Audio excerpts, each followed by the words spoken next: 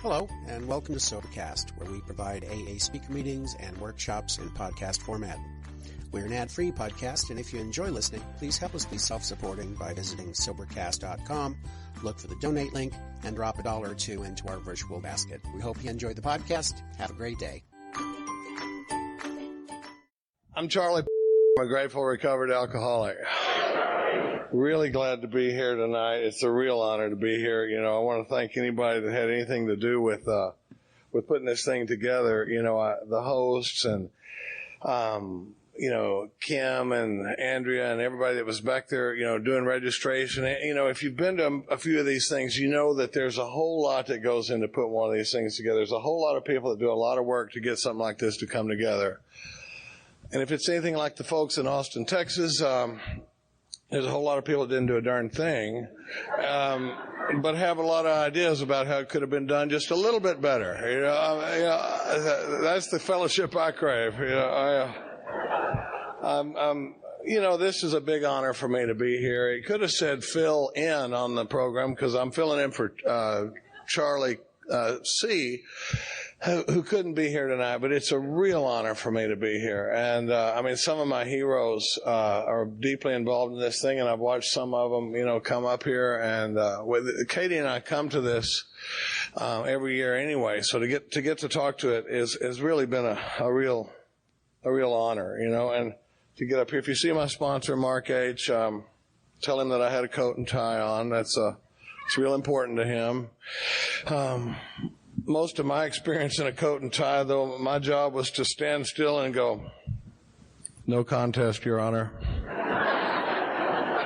Yeah, I don't know if you can relate to that or not, but I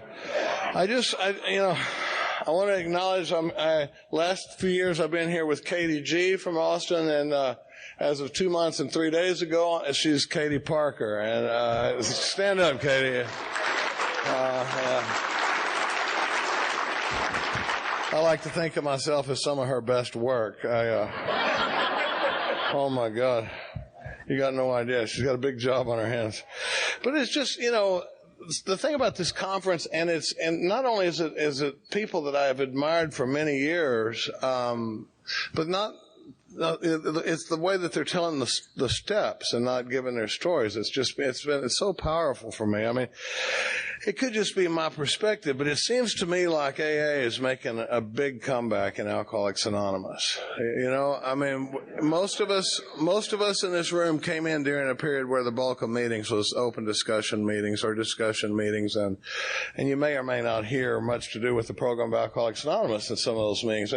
But the pockets of enthusiasm like this that get together are just a very exciting thing for me to be a part of. I'm sober since March 22nd of 1985. My home group is the Primary Purpose Group in Austin. It's a big book study meeting. We meet on Tuesday nights, usually about 175 people studying the big book line by line and week after week. And I am a unapologetic big book thumper. I always love it when people in the meetings go, "Well, I'm no big book thumper," and I'm going, "Oh no, don't thump the book. Please take the meeting hostage for 7 minutes with your opinion. You know, we don't want to hear anything out of the book, for God's sake." You know. I digress. I'm sorry. That didn't take long, did it? But Bob, thanks for having me, and it's just great to be here. You know, the big thing that happened when Alcoholics Anonymous came together was an understanding of three things. It was an understanding of the problem, an understanding of the solution, and then a program of action that would bring about that solution. And it's those three things working together create magic. But when you're missing one piece of that, it doesn't really happen. You know, so it's beautifully laid out in our book. But you know, in the doctor's opinion on XXVIII, it says, for a message to interest and hold an alcoholic, it has to have depth and weight. And Bob has asked me to come out of my own experience as much as I can tonight. And, you know, when we talk about coming out of our experience, it kind of reminds me of the story about the talking dog that was for sale. This guy's driving along and he sees a sign for a talking dog at this farmhouse, and he can't stand it. He pulls up and he says, "You got a talking dog?" The guy says, yeah, he's around back. And he goes back there and he says, so you can talk? And the dog goes, well, I certainly can. He goes, how did that happen? He goes, well, when I was young, I started picking up the language. And as I got older, I developed more of the nuances of the language. And I got to tell you, it's developed into an amazing career for me. I was involved in the Drug Enforcement Administration for 16 years and infiltrated some situations that no human agent could have gotten into. I've eaten in some of the finest restaurants and stayed in the world's finest hotels. And more importantly, some of my pups have become international diplomats and have been all over the world. He said, it's just really been a fascinating life for me. And the guy says, it's really been a pleasure talking to you. He goes back to the farmer and he says, how much do you want for a dog like that? And the guy goes, I don't know, $40. He says, why would you sell a fabulous dog like that for $40? And the farmer goes, oh, none of that crap he told you is true. You know? So around here, it doesn't matter how good the story is if it's not my experience. You know? So, my job tonight is to lay out the problem. When we talk about, if I had a little imaginary blackboard up here, oh, the Jumbotron. You're right, honey. It does add about 60 pounds.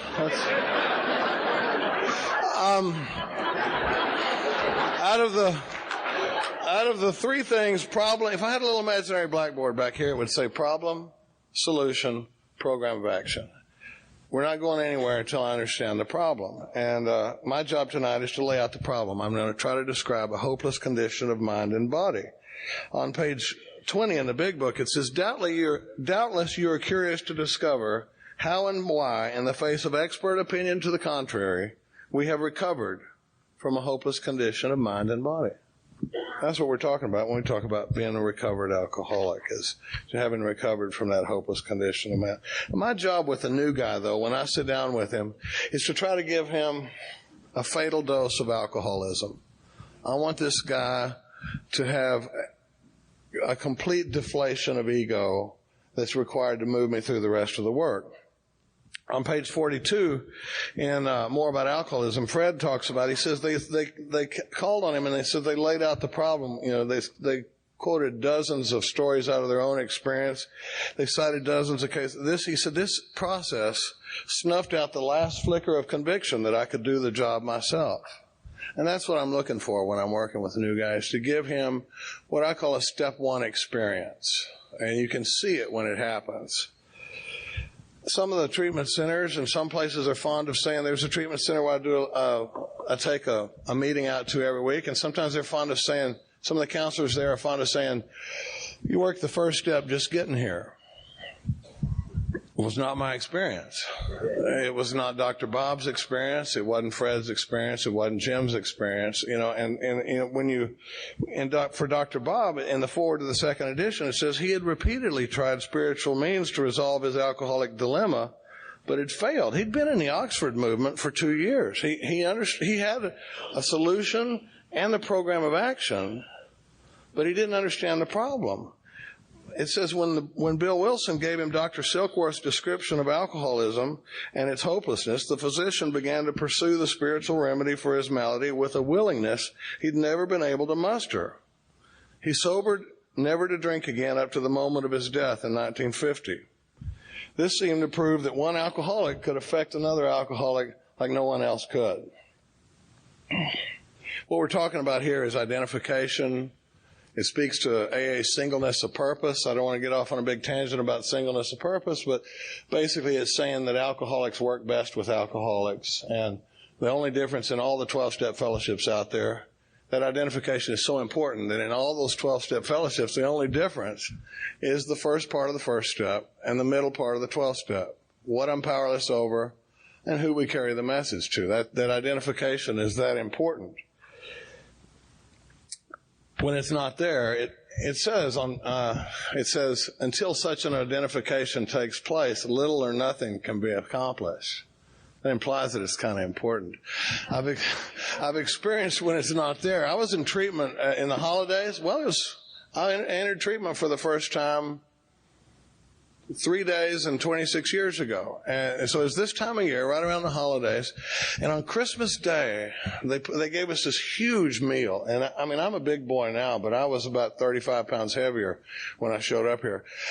So I was pretty interested in this meal. And they give us a plate of food, and it's turkey and dressing and stuffing and gravy and cranberry sauce and mashed potatoes and rolls and the whole deal, and I'm just sitting down with this plate of food, and the door throws open, and in walks 5 do-gooders from one of the local churches that's come to sing Christmas carols to the heathen alcoholics. You can imagine my excitement, because I'm sitting there literally with this plate in my hand going, oh, good, So we're sitting there. The thing about it is this one woman, as she's going along, and she walks up to this one lady, and she says something. And she walks over to this guy, and she says something. And she says something to this guy, and I'm wondering, she gets to me, and she says, are you a patient here? And I said, yes, I am. She said, I know exactly what you're going through. I said, really? She said, I was once addicted to caffeine. And I was like, oh, ain't that a bitch, huh? Did you ever pawn your mom's sterling silver to get a can of Folgers, for God's sake. Bless her heart, she was trying, but that identification wasn't there. And, that's what the book's talking about when it says, until such an identification takes place, little or nothing can be accomplished. But, if Silkworth's definition was so important to Bob, let's talk a little bit about what Silkworth said. And if there's not enough pressure having Clancy and Bob and some of these people, now I got Silkworth and Ann and Bob right behind me, but that's Silkworth right there on the end with the white hair on the sides. Let's talk a little bit about what Silkworth said. Hey, I'm not going against, I don't have any room to talk. But here we go. What does it mean to be an alcoholic? If I don't do the first step getting here, because a lot of us get here. I raised my hand for years in Alcoholics Anonymous meetings saying, my name's Charlie, I'm alcoholic. I had no idea what it meant. I thought, well, I drink all the time. I must be alcoholic. I've wrecked cars, I've lost jobs, and I've gotten the DUIs and that sort of thing. But there's probably somebody sitting in jail tonight that had too many drinks last night and got arrested. Would you agree that somebody could have gotten a DWI on the way home last night and they're not alcoholic? So if you can get a DWI without being alcoholic, getting DWIs doesn't necessarily make me alcoholic. It's just what happens to people that drink a lot. My sister is not an alcoholic. I don't think she ever will be. I watched her drink. I've watched her drink. Like a cat watches you eat a tuna fish sandwich. So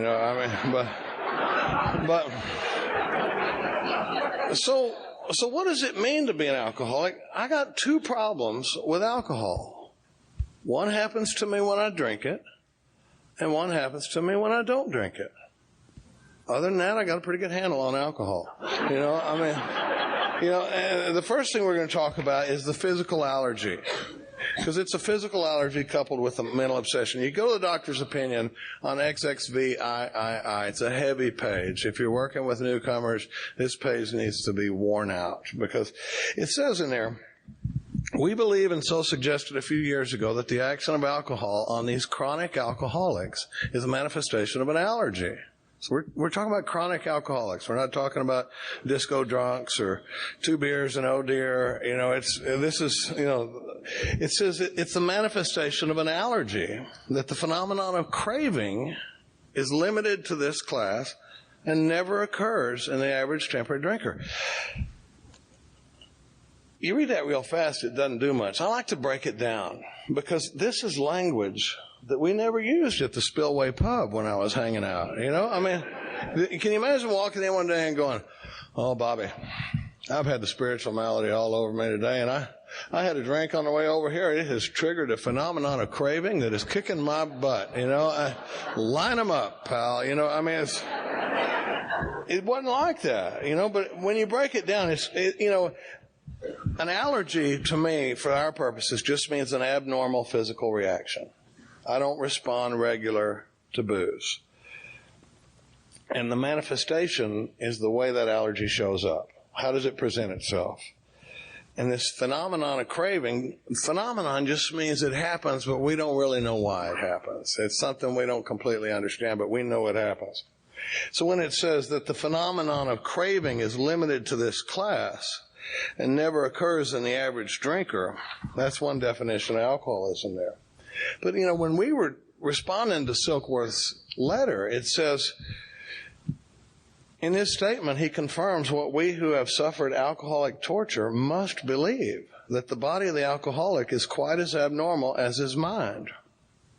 It did not satisfy us to be told that we could not control our drinking just because we were maladjusted to life, that we were in full flight from reality, or were outright mental defectives. His theory of an allergy interests us, it says. It says explains a lot of things that we haven't been able to explain up to now. I mean, if you're like me, when I got here, I didn't know how to explain my behavior, and it's easy to get here thinking I'm a mental screw-up, or at least a moral weakling. I mean, because I kept saying I wasn't going to, one of the things that it explains, if it's laid out to me, is why, when I promise my people that I'm not going to drink anymore, then I drink again. Because if you're like me, you're used to people wanting to talk to you about your drinking by the time you get here. But it's never somebody that drank like I did. It was always my girlfriend or my mom or the probation officer or the counselor or my best friend or my boss or my sister or somebody like that. But they want to know why we drink like we do, especially when we drink at exactly the wrong time. Anybody do that? And they go, why did you do it again? And I had the only answer anybody in this room had. What was it?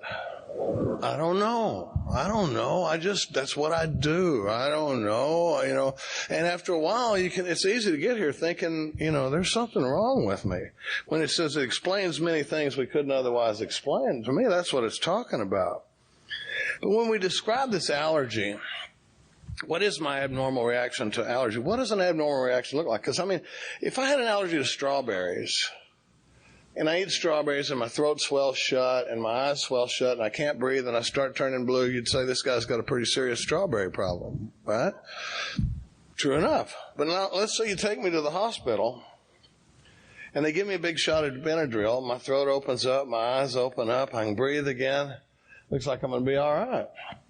Well, the way this allergy to alcohol is it triggers a craving in me that no matter what my plan was going in, even if I was just going to have a couple of drinks like the guys at work, we're just going to stop in and have a couple. When I have a couple, I can't tell you how much I'm going to drink or when I'm going to stop with any predictability.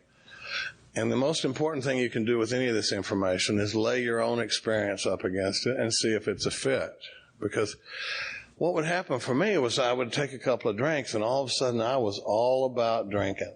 And I thought I'd just changed my mind.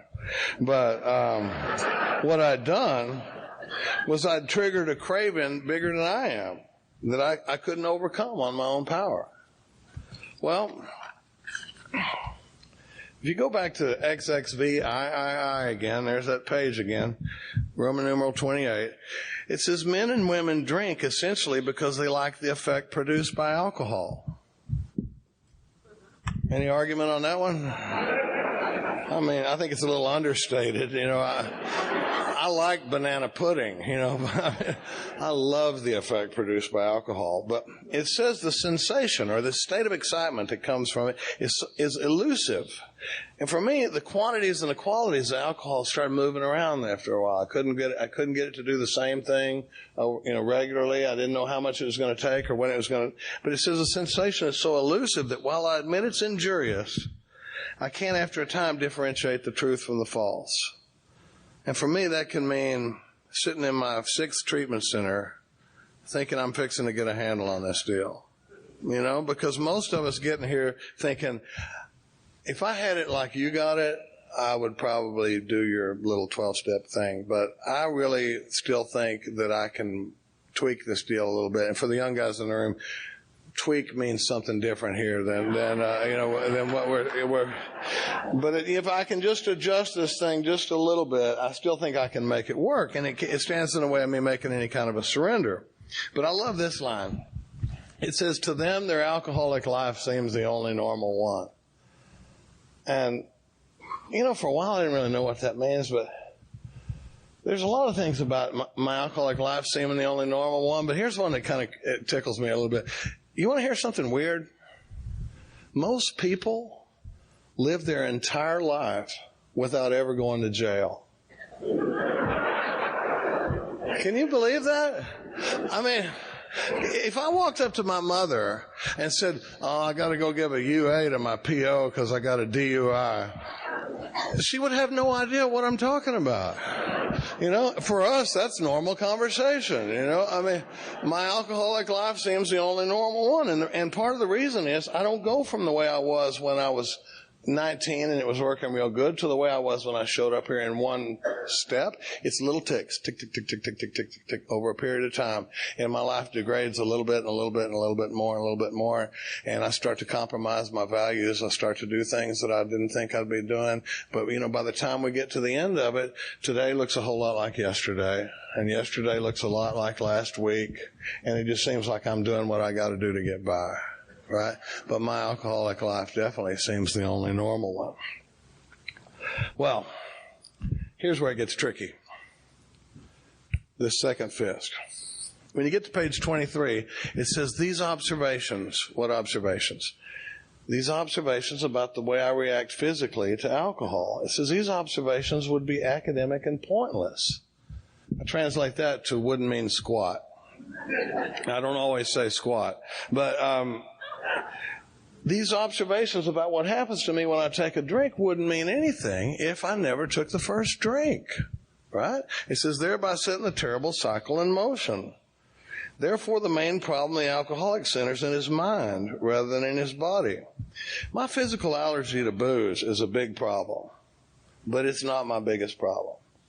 My biggest problem, if my biggest problem was what happens to me when I drink vodka, what would my answer be? Don't drink vodka, right? Nancy Reagan's little Just Say No program would have been awesome. Anybody have any luck with that? My problem is that you go back to that page again, XXVIII, and down at the bottom it says, I am restless, irritable, and discontented. Restless, I just get a little jumpy, just don't really even like my clothes touching me, and I just feel like I'm just not quite right. And irritable, I don't have to go into a lot of depth on that. When Katie says good morning and I'm like, oh, are you messing with me already today?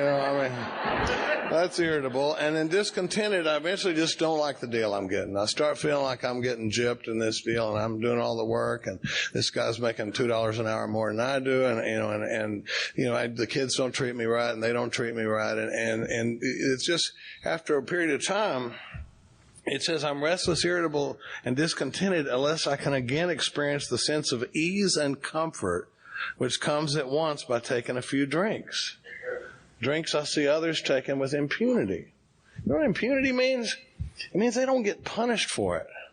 When they take a couple of drinks, it doesn't cost them their car and their job and their house and the whole paycheck and their dignity and their self-respect and all their friends. They just take a couple of drinks. And I get uncomfortable enough after a while that those couple of drinks, it just produces that feeling. You know that feeling? That to me is the sound of horrifying psychic pain being relieved. Just that. Because my main problem, the interesting thing about this, all this stuff happens to me stone cold sober, right? My main problem wasn't that I couldn't stop drinking. My problem was I couldn't stop starting. Every time I would stop drinking, I would always start drinking again. My problems don't go away when I stop drinking. And the weird thing about all this is every time I ever took the first drink, I was stone cold sober. I can't blame the first drink on being drunk.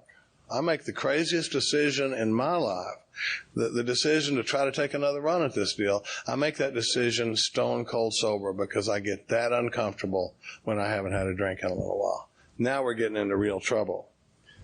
I love it. I've been stealing Clancy's line for years about that spring. You know, it's like they installed a spring inside of me that just gets tightened down a little bit more, and a little bit more, and a little bit more, and a little bit more. I'm fixing to drink. You know, over a period of time, if you had a 100,000-foot view of me, you'd be able to say within a couple of days when he's going to twist off again. But it's that situation.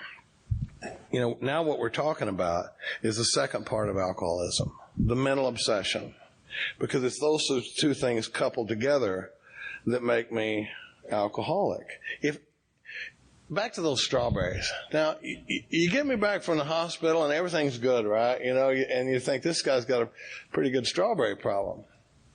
Now, let's say you come by the house tomorrow morning to check on me, and I'm sitting there at the kitchen table, and I got a big old mixing bowl full of strawberries and a fork, and I'm going, hey, what's up?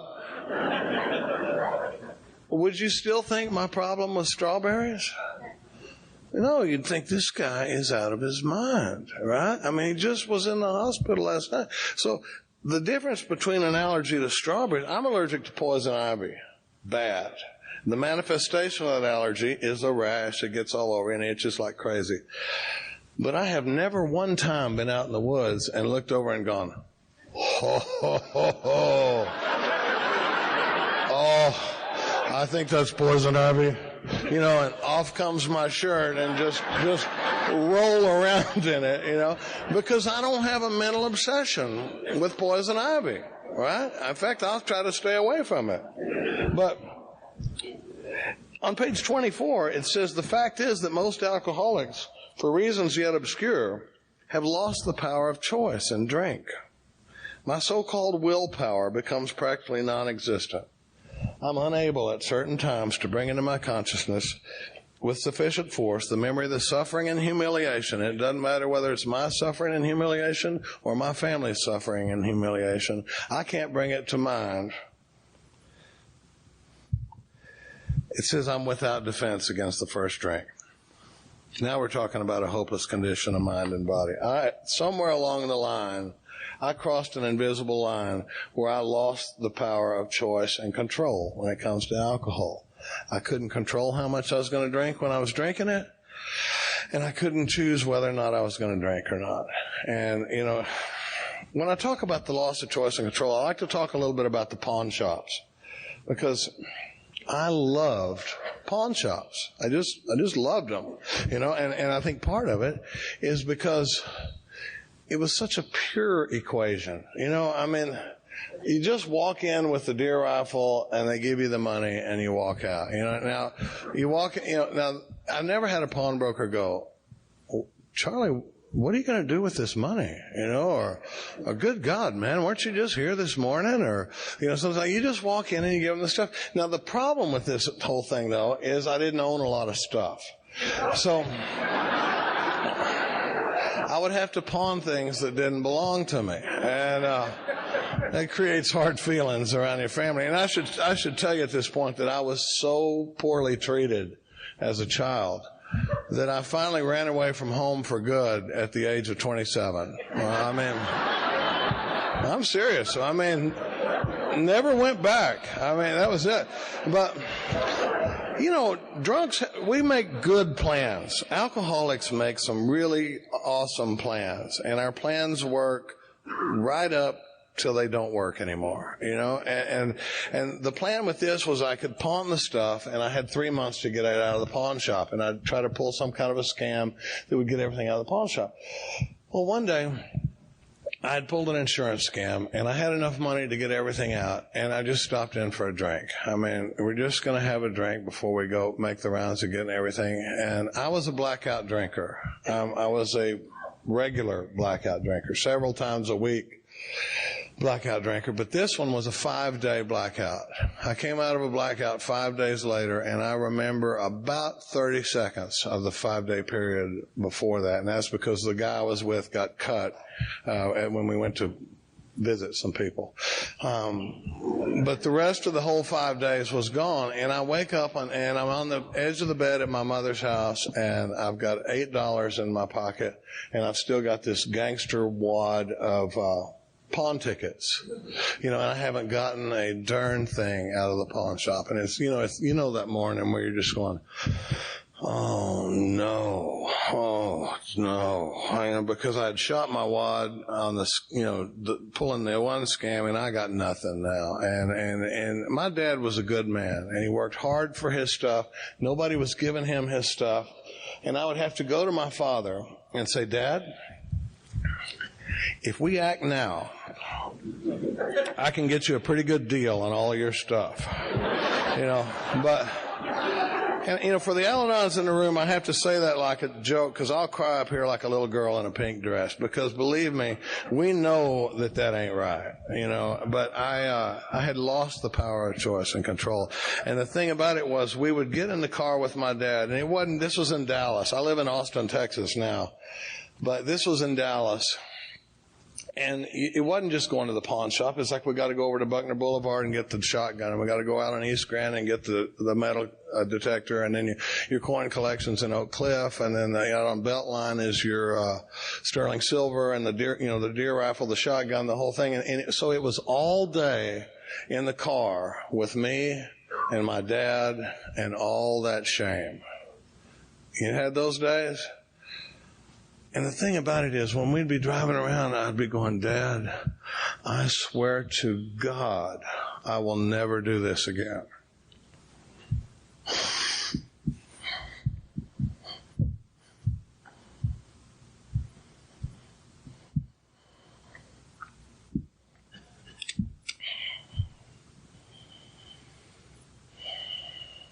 The thing I didn't know was that I didn't have the power to make good on that promise. When I was promising my dad that I wasn't going to do that again, I might as well have promised him. I might as well have promised him that I was going to stand on the edge of this stage and flap my arms and fly around the room and come back and land behind this podium, because I did not have the power to make good on that promise. When I was promising him, I was going to do it again. I mean, I couldn't not do it again. And within 24, 48 hours, I'd hit the back door of his house like a cat burglar, and it'd just be that. By the time I got to Alcoholics Anonymous, my father and I had made the rounds of the pawn shops 3 times. And that's just the times when I couldn't pull it together to get everything out. That's how slick I was. That's how cool I was when I got here. Was that I was a burden on my family and an embarrassment to them, and I could not do anything different. I didn't have the power to make good on that promise, and I couldn't manage the decision not to drink again. My life had become unmanageable. If at no other level, and the way I read step 1 more and more, we're going to talk about unmanageability a lot more in the later steps, but at least in step 1, can I admit that I can't manage the decision to not drink again? And clearly I couldn't. You go back to doctor's opinion, it says after they've succumbed to the desire again, as so many do, and the phenomenon of craving develops, I pass through the well-known stages of a spree, emerging remorseful, again with a firm resolution to never drink again. This is repeated over and over, and unless this person can experience an entire psychic change, there's very little hope of his recovery. That's the terrible cycle we're talking about. Is that when I get that fully developed in me, I'm going to drink until I've got to stop. And then I'm going to stop until I have to drink. And it goes around and around and around like that, and it can go for a long time, and it gets really ugly. Sometimes what looked really bad a couple of years ago can be real peachy, now, but it always gets worse. It never gets better. That's what we're talking about when we describe a hopeless condition of mind and body, is that I've got a body that can't ever drink normally, and I got a mind that's going to talk me into drinking every time, every time, every time. I've seen guys that have been in treatment half a dozen times, and when you pound this into them, you see them have that step 1 experience. They usually roll forward in their chair, and you can see them with that thing about, this explains a lot of stuff I've never been able to explain before. Now I understand why when I would promise people that I wasn't going to do it anymore, that I would do it again.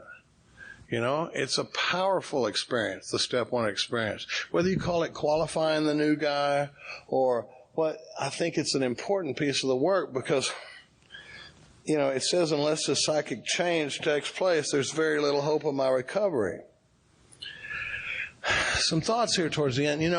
In my mind, step one drives everything. I mean, my experience in step one drives my experience through all the rest of the work, because it's like this, it just pushes me. Because if my step one experience is just kind of an academic decision of going, yeah, sure, I'm alcoholic, I'm whatever, then when I get to step three, it's going to be an academic decision. When it comes time to do the inventory, I'm not going to have my heart in it. And when it comes time for the amends and you tell me that I've got money in my pocket for the first time and now it belongs to somebody else, I'm not going to be down with it. But when I've had this step one experience, at almost 25 years sober, my step one experience still drives my experience in all the other steps. Do I really believe that my meditation has something to do with whether I drink or not? Do I believe that whether I make all of my amends has anything to do with whether I stay sober or not? So that's what I'm trying to do when I work with, because when you think about Dr. Bob, when Bill called on him, it says that Bob was painfully aware of being somehow abnormal, but the man did not fully realize what it meant to be alcoholic. There's a surrender that takes place when I realize that on my own power, I got no shot. I have absolutely no shot on my own power. And what happens is there's a willingness that's strapped to that surrender that will drive me through the rest of the work. But if I don't have that surrender, I'm not going to have the willingness to go through the rest. The book says a psychic change. It was mentioned as our only solution. It talks about it in 4 different ways. It talks about a spiritual experience, change of heart, a spiritual awakening. But I'm not going to be interested in this experience if I still think my power's got a shot. But the moment that I become convinced that my power has absolutely no shot, then this other power starts to get really interesting. Step two is not going to mean anything to me if I still think I got to deal. If my power will still get the job done, rock on. If you still think your power, AA is not for people that can make up their mind to stop drinking and pull it off. AA is for people that swear to God, I'm never going to drink again, and we drink again. And in that position, my only shot is this power, because my power is woefully inadequate. And that's what we're trying to do with this guy, is snuff out that last flicker of hope that he can get the job done himself. Because that's when, he's going to get interested in this program.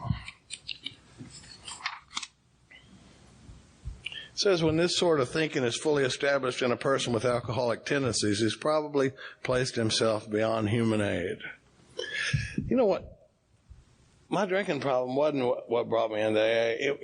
The idea that I couldn't control alcohol wasn't what brought me into AA. It's on page 152 in that jumping off place, where it says he can't imagine life without alcohol, but then it goes further to say one day he'll be unable to imagine life with or without alcohol.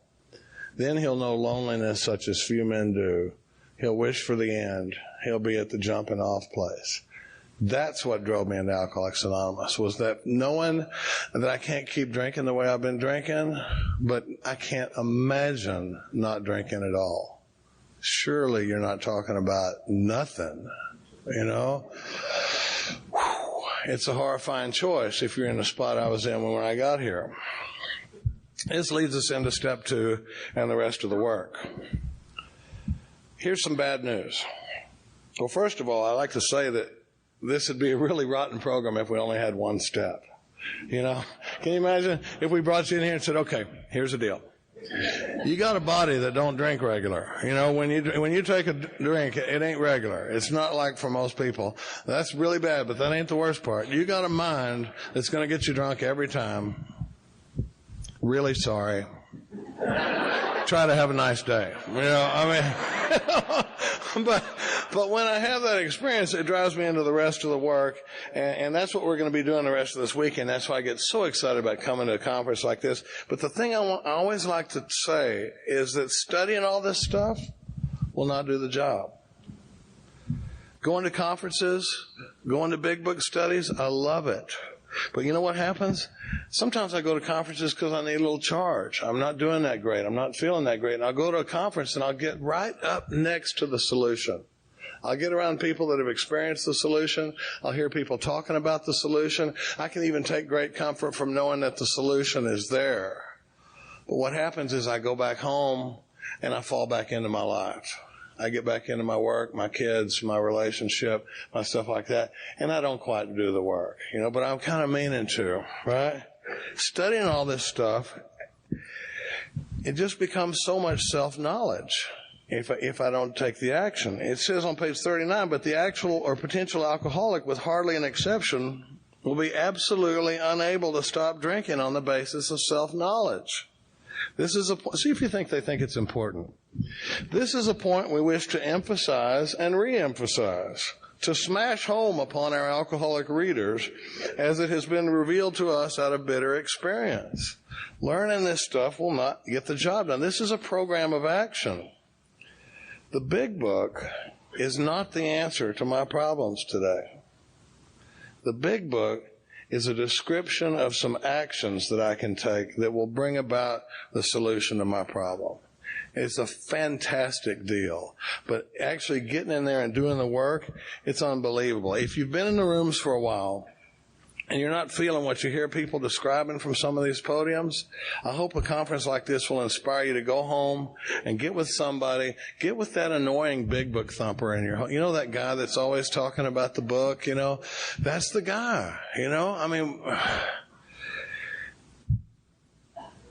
if you get with somebody that has done the work, our book says, obviously, you can't give away something you haven't got. So if I haven't done the work out of the big book, how am I going to show you how to do the work out of the big book? If I haven't had a spiritual awakening as the result of these steps, I can't transmit that to you. But if you get with somebody that has done, I'm looking for the guy that when you walk up to him and you go, have you had a spiritual awakening from these steps? I'm looking for the guy that's going to go, oh, absolutely.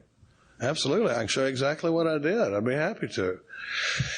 That's where the magic happens. Get in with that guy, do the work, and then get out here in the trenches with us. That's where the real magic takes place, is carrying this message to other alcoholics. I was in a plane crash in 2003 at 17 years sober, and I'd been kind of doing meeting-based sobriety for a while. We crashed into the water at night out on eastern Long Island. We were on CNN, Anderson Cooper, and all that stuff. It was no Earl Hightower story, but it was pretty darn dramatic, and I didn't know it at the time, but it was the beginning of a spiritual awakening for me. And it got me into the work, and it all started at a conference like this, I went to a deal that Mark H. was doing, and, I've been working the program at a whole nother level that I didn't even know was available. It reminds me, I'm a Dallas Cowboy fan. I'm sure y'all are too, right? Yeah.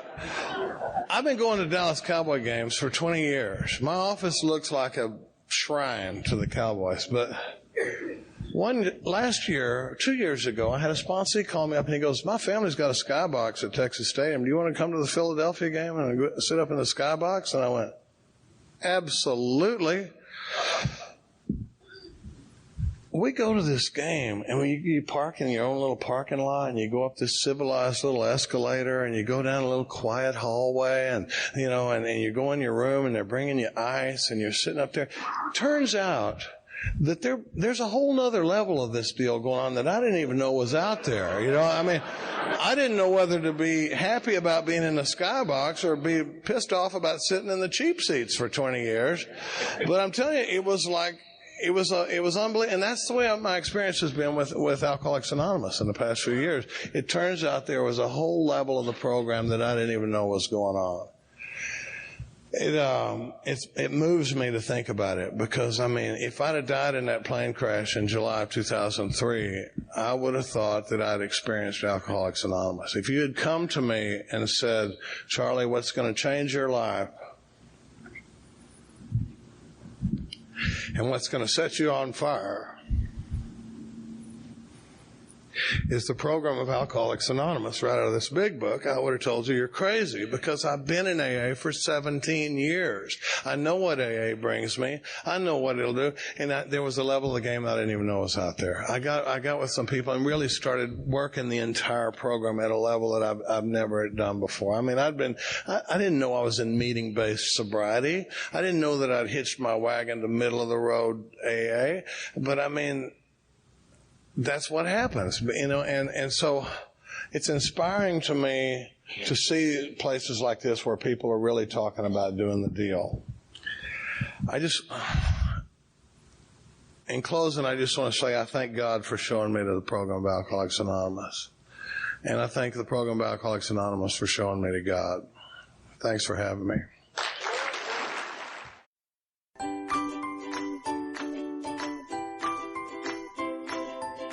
Thanks for listening. I hope you enjoyed the podcast. Sobercast is ad-free, and we'd like your help in order to keep it that way. So if you'd like to help us be self-supporting by pledging $1 or $2 a month, visit Sobercast.com and look for the donate links. Thank you very much.